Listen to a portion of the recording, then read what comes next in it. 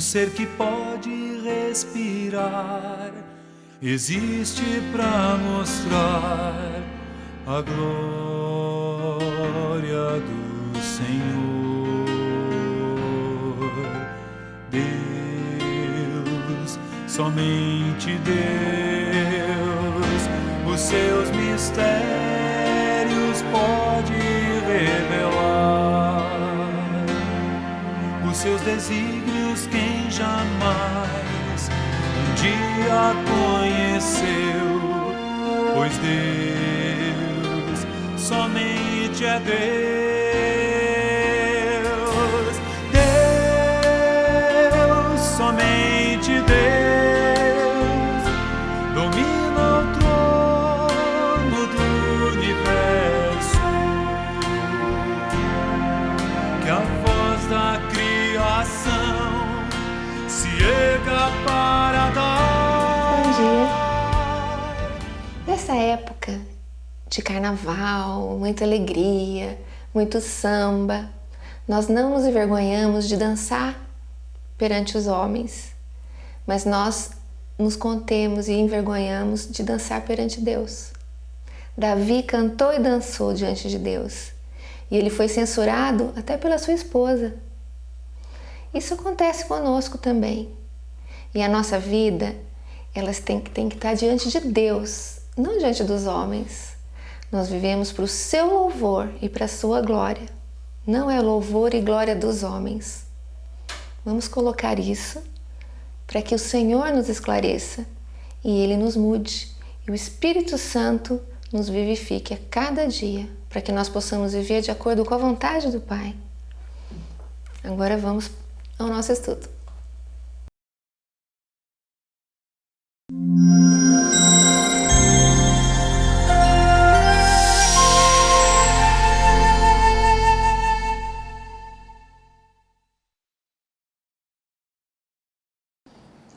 Se você vê seu irmão pecar, que não seja um pecado que por ele Deus tenha decidido corrigir, levando esse irmão fora da terra, pedirá a Deus e Deus lhe dará vida.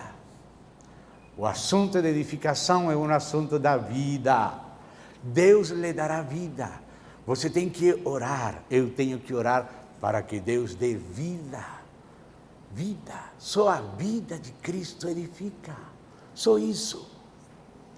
A carne para nada aproveita. Disse Jesus, as minhas palavras são espírito e são vida. Fortalece um homem interior. Toda verdadeira edificação tem que apontar a fortalecer, primeiramente, a primeira escada, o primeiro degrau da escada de Betel é fortalecer o homem interior com o Espírito. Então, ele dobra seus joelhos para que segundo a riqueza da sua glória, vos conceda que sejais fortalecidos com poder mediante o seu Espírito no homem interior. Irmãos amados, esse é o assunto mais chave de todos. Se temos muitas coisas sem fortalecimento no homem interior, vamos ter ideais, mas não vamos ter força. Nós não somente precisamos de ideais. Ideais temos na lei de Moisés, amar a Deus, ao próximo como nós mesmos. Tem muitos ideais, mas nós precisamos no Novo Testamento mais que ideais.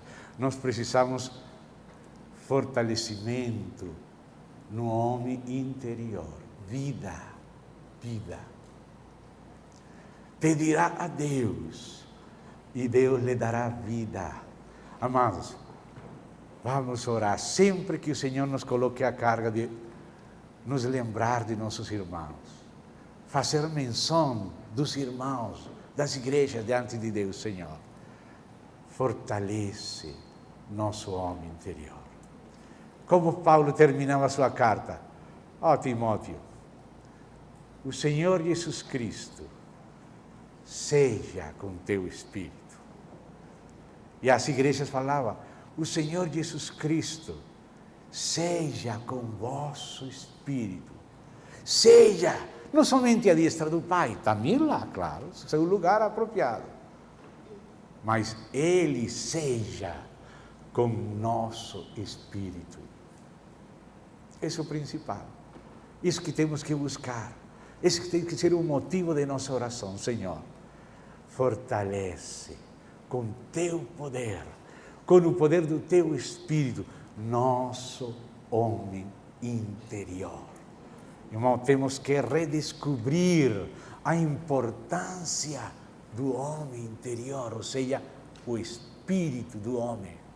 Jesus falou, aquele que vem a mim, ou seja, quem me crê, quem me confia, do seu interior, do ek, é a palavra, ek, desde o seu espírito, o seu interior, jorrarão, correrão rios de água viva. E ele disse isto do Espírito que receberíamos os que crescemos nele. Ele quer que não estemos contentos com viver somente na naturalidade. Temos que nos voltar para ele. Senhor, não quero viver só na minha naturalidade. Preciso viver por Ti. Preciso que o Senhor fortaleça meu homem interior. Fortaleça o homem interior dos irmãos. Por aí começa todo o trabalho de Deus. O trabalho de Deus faz regenerar nosso espírito e fortalecer nosso homem interior primeiro. E isso é individual. Isso é para cada um de nós.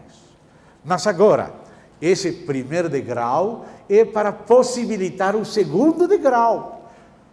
O próximo verso e o próximo degrau descansa neste primeiro degrau. O primeiro degrau é fortalecimento de nosso homem interior, pelo Espírito de Deus. Ele ora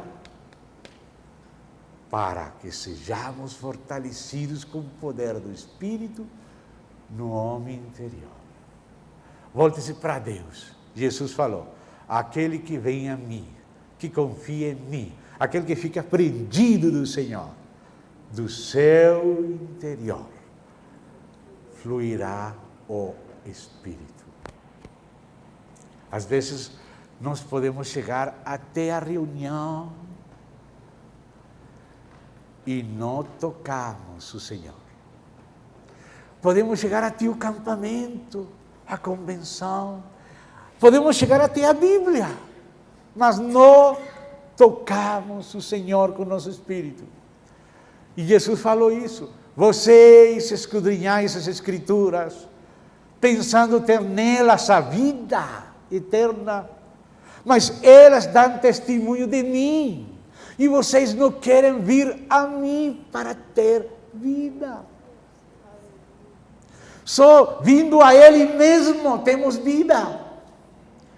Só tocando Ele, sendo tocados por Ele. E isso com a fé. Senhor, Ele é rico para com todos aqueles que invocam Ele. Senhor, se voltar, Senhor.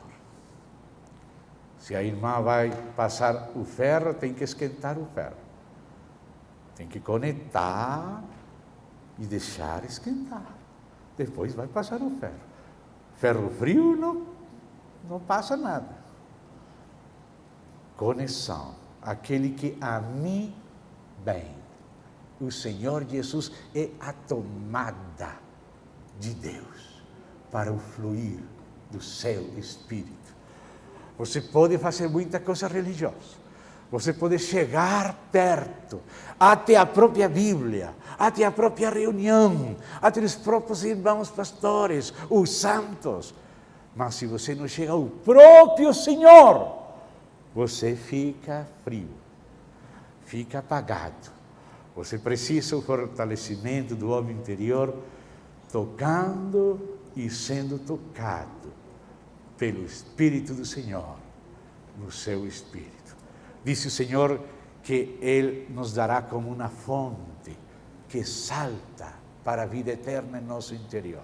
Uma fonte que salta, uma inspiração. Às vezes salta como um cântico, às vezes como um verso, às vezes como um abraço, como um beijo, com uma boa vontade. Mas tem que ter origem em Deus, no homem interior, o nosso espírito regenerado, novo. E então, agora sim, pode passar para o segundo degrau. O segundo degrau já não é somente em nosso espírito, sino em nossa alma, em nosso coração. Porque o coração do homem está conformado pela consciência de nosso espírito e toda a nossa alma. Quando você vê quais são as funções de nosso espírito, você vê os verbos que estão ligados às funções de nosso espírito e de nosso coração. Você vê que nosso coração tem intenções, pensamentos. Acabamos de ler agora o entendimento do coração. Diz que a palavra de Deus penetra até partir a alma e o espírito e discernir os pensamentos e as intenções do coração. Temos que amar com todo o nosso coração, porque o coração é a porta que passa do espírito para a alma. E temos que ser fortalecidos primeiro no espírito, para que o fluir do Espírito, para que o rio do Espírito que sai do lugar santíssimo, vai passando, irrigando o lugar santo. Diz Paulo, orarei com meu espírito e orarei também com meu entendimento. Cantarei com o espírito e cantarei também com o entendimento. O entendimento não é a mesma coisa que o espírito. O espírito com minúscula, o espírito humano. Como Romanos 8,16 fala, que o Espírito de Deus dá testemunha a nosso espírito de que somos filhos de Deus. Nosso espírito é que tem consciência, que percebe a Deus, a vida de Deus, a direção de Deus. Mas do espírito tem que passar para a alma. O rio tem que jorrar debaixo do trono que está no Santíssimo e passar para o lugar santo, e depois para o átrio, e depois para as nações, e toda alma que entrar nesse rio vai ser vivificada, recebe vida divina. Tudo que entra nesse rio é vivificado, mas esse rio tem que fluir de dentro para fora. Você lembra quando está descrevendo o templo? Lá em Crônicas diz que colocaram a arca lá no lugar santo dos santos. Mas aquela arca tinha umas varas, tinha anéis, e por isso os anéis tinham varas, porque essas varas eram para transportar a arca. Eram para a mobilização da arca. A arca tem que se mobilizar. A arca tem que se mover e tem que nos conduzir, e nós temos que seguir a arca. E aquelas pontas das travessas da arca saíam do Santíssimo e apareciam no Santo. As pontas, aquelas barras, travessas com as quais se transportava a arca, saíam do lugar santo dos santos e aparecia no santo. Isso que quer dizer que a mobilização do Senhor tem que passar de nosso espírito à nossa alma, ou seja, a nosso coração, ou seja, a nossas intenções, pensamentos, sentimentos, decisões. Por isso diz aqui, o homem interior fortalecido, disse para quê? E disse, e assim, verso 17, e assim, ou seja, assim, fortalecido o homem interior, assim habite Cristo em vossos corações. Mas Paulo, você que está falando aqui, Paulo, você está escrevendo aos Efésios, somos uma igreja, Paulo. Como você vai falar que Cristo habite pela fé nos corações? Acaso eles já não receberam a Senhor nos seus corações? Parece que Paulo não entende do mesmo jeito. Estes eram irmãos regenerados, mas Paulo está orando que Cristo habite nos corações a partir do fortalecimento do homem interior. Não está falando de receber a Cristo, de alçar a mão e dizer, eu recebo a Cristo. Não, está falando da formação de Cristo, entrando nos corações. Que habite Cristo nos corações, quer dizer que o Cristo que você tem no seu espírito tem que controlar seus pensamentos. Tem que governar as suas intenções. Será que todas as nossas intenções são habitadas por Cristo? Mas se você não é fortalecido no homem interior, as más inclinações das suas intenções vão prevalecer sobre você. Se você não está forte no Espírito, vivo e ressurreto, você já tem vida no Espírito, mas tem que passar o rio desde o poço interior para o redor, tem que fluir, tem que passar de dentro para fora, porque o inimigo trabalha de fora para dentro, porque ele está no ar, ele é o príncipe da potestade do ar, ele vem na sua mente, coloca pensamentos, passa voando e às vezes deixamos colocar ovo na cabeça. Ele vem de fora, ele vem te sufocar, te dar nervos, ele vem te atacar. Mas você está em Cristo. Maior é aquele que está em nós que aquele que está no mundo. De dentro para fora, você está sentado com Cristo. Você está escondido com Ele, em Deus. Aí você pode resistir, se manter firme, de dentro para fora. Se você está forte no Espírito, você manda eles fugir. Em nome do Senhor Jesus, vai embora, Satanás. Nada tem que fazer com você aqui. Vai embora. Uma vez, pronto. Mas se você sabe, mas está fraco. Mas qual é o propósito de que nosso homem interior seja fortalecido? Que Cristo habite em nosso coração. Ou seja, vamos falar do coração. Em nossas emoções. Por exemplo, você pode ser um filho ou uma filha e se enamora da pessoa que não é certa. Por exemplo, a esposa de outro. Está Cristo morando nessas emoções? Estão essas emoções sendo controladas por Cristo? Esses pensamentos são habitados por Cristo?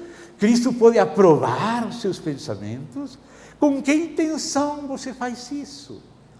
Por que você se veste assim? Por que falou isso? Por que deu aquela volta? Qual é a sua intenção? Essa intenção, que são do coração, é habitada por Cristo?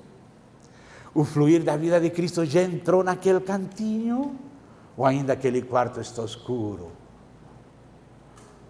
O propósito de Deus é que tudo que Ele nos deu no Espírito, na regeneração, passe a nossa alma na renovação. Renovação tem que ver com alma. Regeneração tem que ver com Espírito. A provisão está. Somos fortalecidos no homem interior. Para que somos fortalecidos? Para governar nossos pensamentos. Não vai pensar nisso mais. Deixa isso de lado. Não vai sentir isso mais, está quieto, fica no lugar certo. Tomar a decisão renovada em Cristo. Me compreende? A segundo degrau da escada de Betel. Agora, para que trabalhar com nossa alma? Agora vem o aspecto corporativo.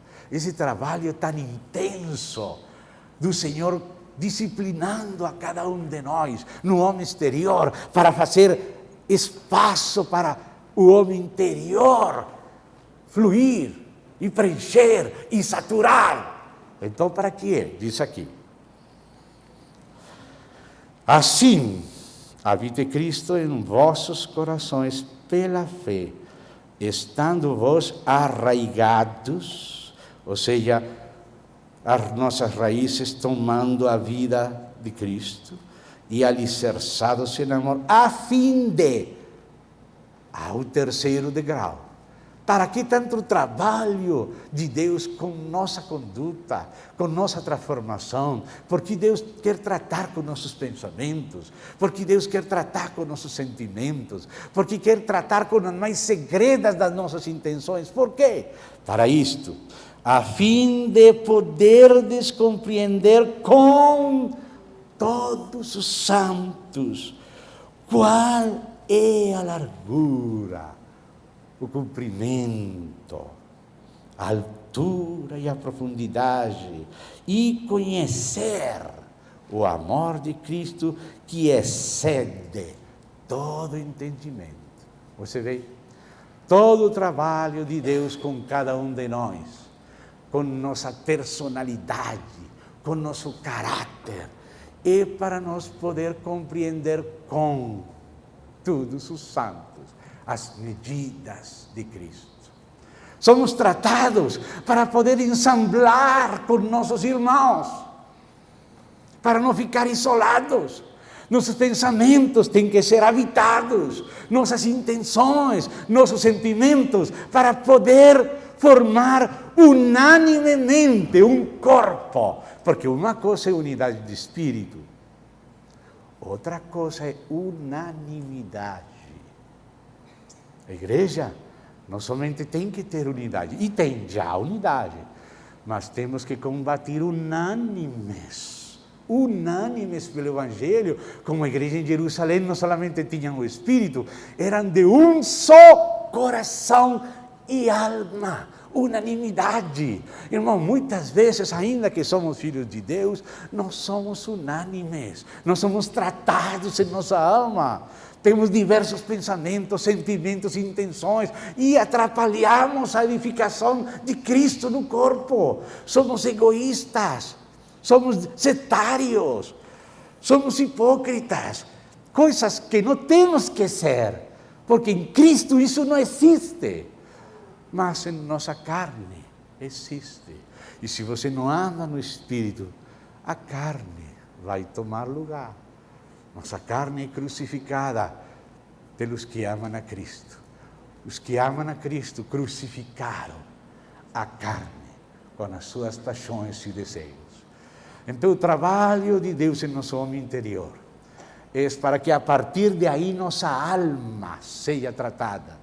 E é tratada para quê? Para poder conviver como igreja, para poder trabalhar juntos, para poder nos complementar, para não ficar isolados, porque aquele grão que não cai em terra e morre, fica só. Tem muita gente só, porque não cai para morrer no homem exterior. Ficamos só, porque quando estamos sozinhos somos os melhores de todo mundo. Um solteiro pensa que não tem gente como era, mas quando se casa começa a descobrir que não é tão bom como ele pensava. Irmãos, não pense que você é muito bom.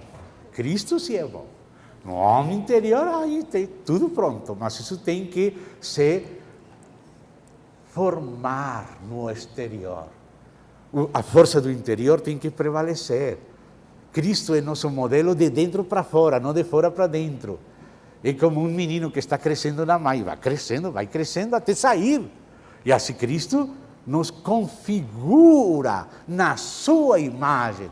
Ele vai se formando dentro de nós, passando do Espírito ao nosso entendimento, ao nosso coração, a nossos pensamentos, a nossas intenções e decisões e emoções. A edificação de Deus disciplina o homem exterior e fortalece o homem interior. Se você quer crescer, seja fortalecido no homem interior e se someta à disciplina do homem exterior, para que fique quebradinho, para que fique espaço para o Espírito entrar. Irmão, a vida, se encontra um pequeno espaço, vai fazer uma árvore grande na rua. Se aquela rua tem só um pequeno espaço, aí vai sair na plantinha e vai crescer e vai derrubar os muros. Mas precisa espaço. E esse espaço estamos ocupando nós, nossa alma, nossa dureza, nosso jeito, nosso egoísmo. Ainda que tenhamos vida no Espírito, precisamos ser disciplinados como filhos, para que Cristo se forme em nossos corações, habite e nos capacite para compreender com os demais. Porque nós achamos que os demais têm que compreender comigo, mas eu compreender com os demais, isso é mais difícil. Aprender a compreender com todos os santos, aprender a ter em conta a todos os demais, aprender a saber que eu não sou a última palavra, sou só um voto, tenho voz e voto, mas sou um só. Eu não sou toda a assembleia. Sim, eu posso falar, posso votar, mas tenho que ouvir o falar dos demais e respeitar o voto dos demais, compreender com todos aquelas medidas de Cristo. Largura, ele chega além do que eu pensava. Ele aceita pessoas que eu nem posso olhar. Tem uma largura, no coração dele cabe Nicodemo e a samaritana, Mateus e Simão, Zelote, esquerda, direita. Quanta gente o Senhor é capaz de salvar, mais do que nós suportamos, não? Mas Ele tem que trabalhar para que nós possamos compreender a plenitude de Cristo com os demais irmãos. Ele trabalha em função de que possamos compreender com todos os santos. E então sim, agora sim, vamos chegando. Então diz, para que sejais tomados, diz esta tradução tomados. O grego diz cheios, plerotes, cheios, completos. De quê? De toda a plenitude de Deus. Por isso estamos falando de aquela pijama grande, gorda. Deus tem que trabalhar para que a plenitude de Deus possa encher o tabernáculo. As tábuas estavam espalhadas, as cortinas também, mas foram juntadas, enlaçadas, edificadas, e quando terminou de se construir o tabernáculo, a nuvem de glória da Shekinah o encheu. Quando terminou Salomão de construir, e os sacerdotes colocaram a arca lá dentro, a nuvem de glória o encheu. Amados, o objetivo da edificação da igreja, do corpo, é poder receber a presença de Deus. Irmão, o que caracterizou os verdadeiros avivamentos foi o sentido da presença de Deus. A gente nem precisava você pregar, rolava no chão, pediam perdão, porque Deus estava aí. Quem vai falar o nome da cidade de Deus lá? Ezequiel 48. Qual vai ser o nome daquela cidade? Yahvé Shammah. Deus ali presente. O que Ele quer? Ele está trabalhando em todos nós, porque Ele é um Pai que quer estar repousando no meio da sua família. Me fareis um santuário, me sereis filhos e filhas, e habitarei entre vós. Habitarei entre vós. A glória de Deus expressa no meio da sua família. O que mais deseja Ele? Este, disse Deus, este é para sempre o lugar do meu repouso, da minha habitação. Habitação de Deus em espírito. Será que queremos fazer para Deus um santuário? Será que de todo o coração queremos colaborar com a graça de Deus para edificar para Ele este santuário que é o seu corpo, Ele conhece. Vamos orar. Querido Pai, em nome de Cristo Jesus, pedimos ao Senhor nos preparar para a manifestação gloriosa da sua presença. Porque o Senhor é onisciente e o Senhor está tudo em todas partes. Mas o Senhor não somente quer estar, quer se manifestar, fazer conhecida a sua glória, encher da tua glória, desde a sua casa, todas as coisas. O Senhor foi dado como cabeça sobre tudo a igreja. Nos ajuda, Pai, que nós podamos terminar com Paulo. Ora, aquele que é poderoso para fazer infinitamente mais do que tudo quanto pedimos ou pensamos, conforme o seu poder que opera em nós, a Ele seja glória na igreja e em Cristo Jesus por todas as gerações, para todo sempre. Amém. Obrigado. Amén. Suavemente, suavemente, Cristo entró a mi corazón. Suavemente, Cristo, Cristo, con sus cuerdas me rodeó.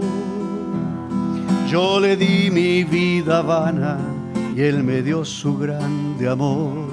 Suavemente, suavemente cautivó mi corazón. Suavemente Cristo, Cristo, Cristo entró a mi corazón y su habitación conmigo, es mi dueño y mi Señor. Todo el tiempo que he perdido, ocupado solo en mí, hoy lo rindo todo a Cristo. Suavemente oí su voz y el abismo de mi alma de su gracia lo llenó. Suavemente, suavemente cautivó mi corazón. Suavemente Cristo, Cristo, Cristo entró a mi corazón y su habitación conmigo, es mi dueño y mi Señor.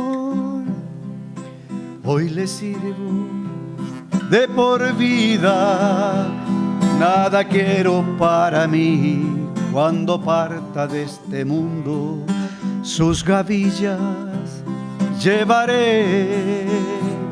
Será el fruto de su gracia, la cosecha de su amor.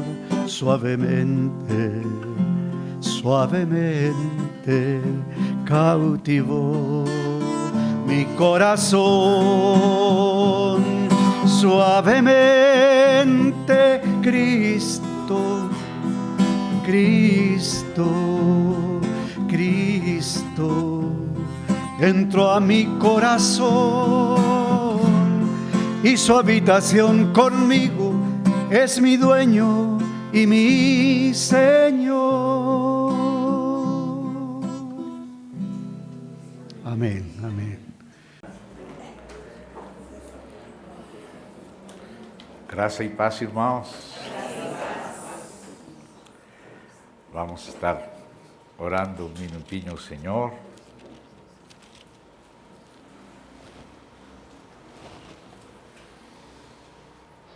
Obrigado, Pai. Em nome do Senhor Jesus Cristo. Mais uma vez estamos alegres na Tua presença, Senhor, por esta nova oportunidade que o Senhor nos tem dado hoje. estamos orando, Senhor,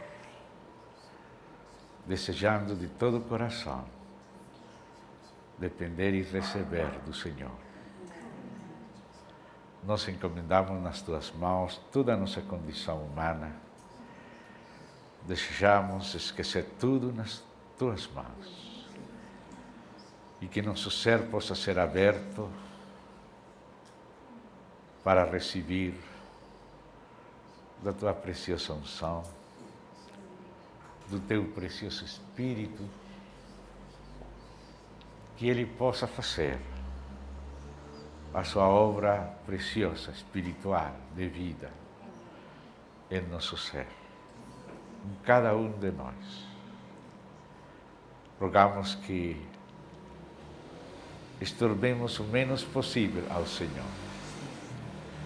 Conduz-nos, Senhor, para poder te seguir.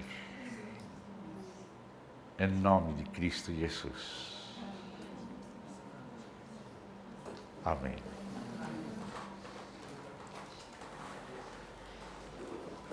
Irmãos, chegamos ao capítulo 4 desta leitura que estamos fazendo juntos da Epístola de Paulo aos Efésios. Então, vamos abrir aí nossas Bíblias e juntos, com a ajuda do Senhor, vamos estar fazendo o seguimento das palavras de Paulo, que são palavras do Espírito Santo, por Paulo. Aqui aparece um pois, rogo-vos, pois. O que vai continuar tem base no que até aqui já escreveu. Falou do propósito eterno de Deus, do lugar central de Cristo, com a sua igreja nesse propósito, da provisão de Deus para realizar a edificação do seu corpo.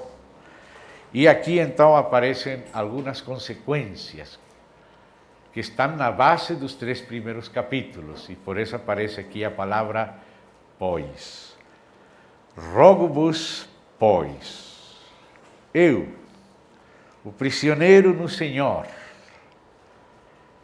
que andeis de modo digno da vocação a que fostes chamados. Nossa irmã Ruth Paxson, e graças a ela também depois nosso irmão Watchmani, naquele livrinho que ele publicou baseado no livro dos Efésios, ele colocou lá um título: Sentado, andar e estar firmes. O primeiro título de estar sentados com Cristo, ele toma como a palavra-chave dos primeiros capítulos. Primeiramente, antes de nós poder andar, precisamos estar assentados com Cristo em lugares celestiais, unidos a Ele, para ter a capacidade de andar. E depois a palavra que vai aparecendo já no meio da epístola é a palavra andar. Primeiro se sentar na provisão de Deus, em Cristo, mortos com Ele, vivos por Ele, sentados com Ele em lugares celestiais, e nessa base de fé e de confiança em Cristo e na sua obra, então se pode andar. Então agora estamos no centro da epístola, e agora o verbo-chave, segundo nosso irmão e segundo nossa irmã, é andar. E aqui estamos constatando o que eles estavam falando. Rogo-vos, pois, eu, prisioneiro no Senhor, que andeis de modo digno da vocação a que fostes chamados. Já falou dessa vocação, do propósito, do alto chamamento de Deus, do lugar da igreja com Cristo. Então, ele está falando da vocação a que fostes chamados, com toda humildade e mansidão, com longanimidade suportando-vos uns aos outros em amor. Vamos nos dando conta como aquele alto propósito vai aparecendo na vida prática. Nos primeiros capítulos parece que estamos no céu, mas aqui parece que já temos os pés na terra. E essa é a igreja. Betel é o lugar onde a escada do céu coloca seu pé. Betel é casa de Deus. O tabernáculo é chamado de tabernáculo de reunião. A arca é chamada arca da aliança. Então essas palavras, reunião, aliança, nos falam da comunicação do céu com a terra. E o desejo que tem o céu de converter a terra num céu também. Venha a tua vontade, venha teu reino, faça-se a tua vontade aqui na terra. E aqui já com estas palavras começamos a ver como o céu vai entrando na terra, por Cristo e o Espírito e a igreja. Deus o Pai por Cristo, o Pai e o Filho pelo Espírito e pela igreja vão introduzindo-se no mundo. Com toda humildade e mansidão, com longanimidade. Tudo isso é pessoal, mas para o coletivo, como lembrávamos ontem, para compreender com todos os santos, para caminhar juntos, Deus trabalha com cada um de nós, suportando-vos uns aos outros em amor. Por que temos que nos suportar se somos novas criaturas? Porque o tesouro temos em vasos de barro. Porque a realidade da vitória de Cristo a temos no Espírito. Mas isso não quer dizer que agora que temos tudo no Espírito, já podemos dormir. Porque a luta começou agora com a carne. Antes estávamos em paz com nossa carne. Mas agora que entramos no reino do Espírito, agora estamos em luta com a carne. E na carne existe tudo que se heredou de Adão. O que Adão chegou a ser depois da queda foi heredado plenamente pela nossa carne.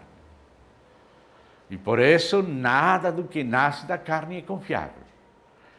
E por isso precisamos receber a graça de Deus. E Ele veio nos buscar, nos encontrou, nos deu vida, nos deu seu Filho, fomos colocados nele, fomos crucificados com Ele, fomos ressuscitados com Ele, agora estamos no reino do Espírito. A provisão é no Espírito.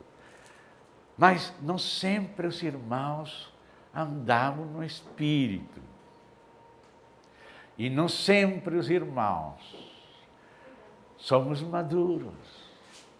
Muitos somos imaduros. E a Bíblia fala, por exemplo, os Coríntios, 1 Coríntios, tendo entre vocês rivalidades, contendas, não sois carnais e andais como homens. E ele fala deles como meninos em Cristo. Ou seja, que pessoas recém-nascidas, meninos em Cristo, ainda que tenha vida, essa vida não se tem formado. Entre essas pessoas, ainda que tendo nascido de novo em Cristo, esse novo nascimento não mudou a sua carne. Esse nascimento fez uma nova criatura no Espírito. O Espírito herdou toda a realidade de Cristo, toda a fortaleza de Cristo, toda a vida, a piedade, justiça, a santidade de Cristo no Espírito. Mas aquele que está começando no Senhor ainda não sabe andar no Espírito. Então, podemos agir às vezes na carne, ou às vezes só nossa naturalidade, na força de nossa só alma. E por isso se nos pede nos suportar entre irmãos. A palavra de Deus é muito realista.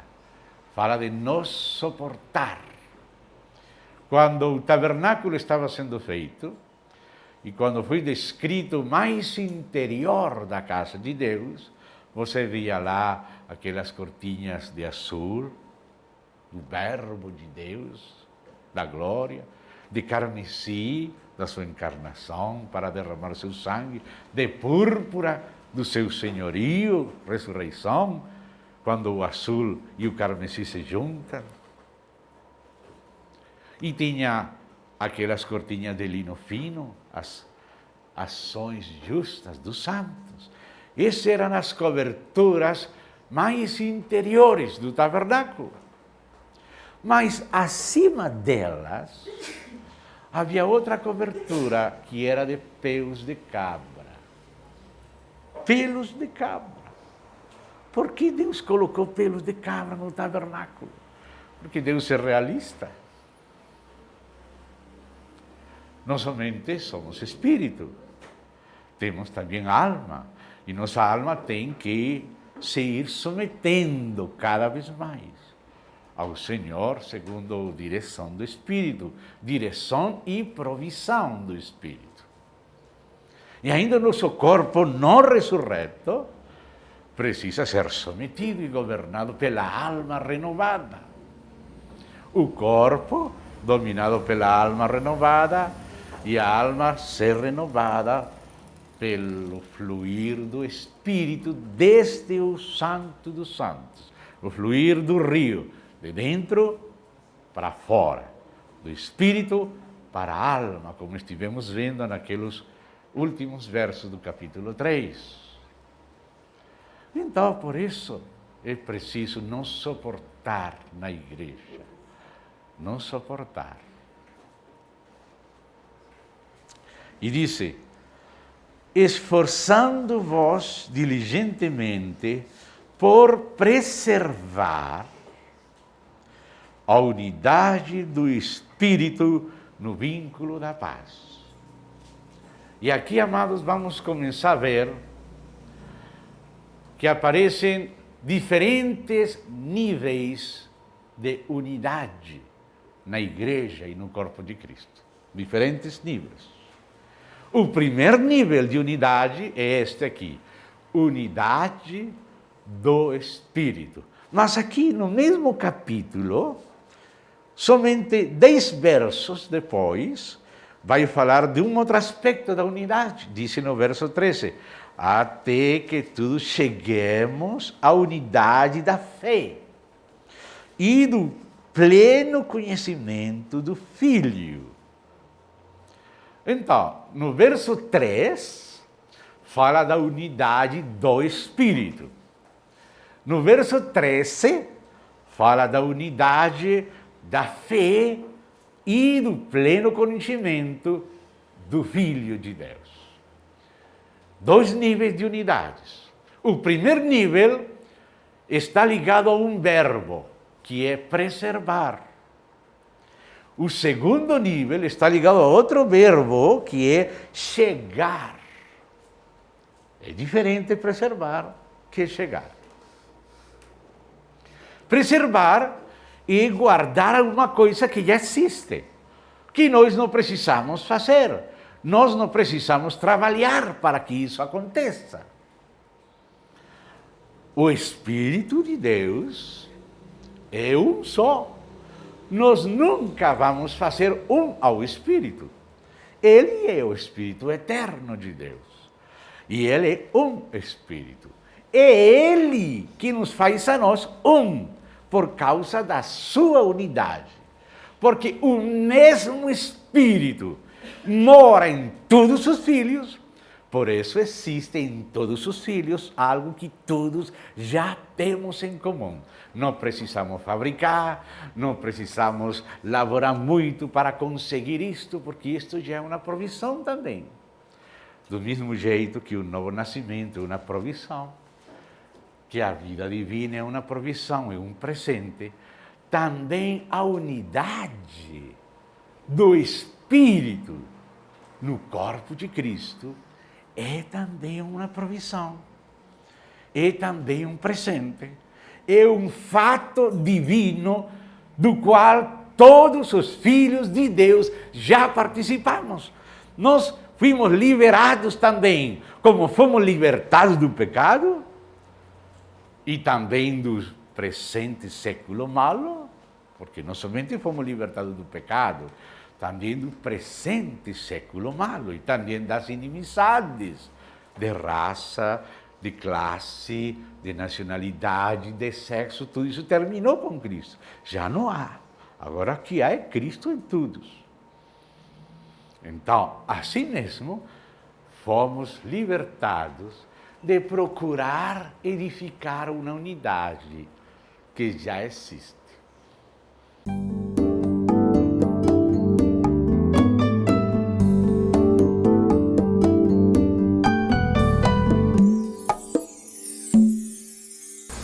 Eu vou ler com vocês um texto da Palavra de Deus que está no Evangelho de Mateus, capítulo 13, versículos 24 ao 30. Outra parábola lhes propôs, dizendo: O reino dos céus é semelhante a um homem que semeou boa semente no seu campo.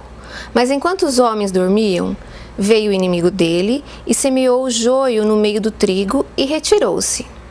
E quando a erva cresceu e produziu fruto, apareceu também o joio.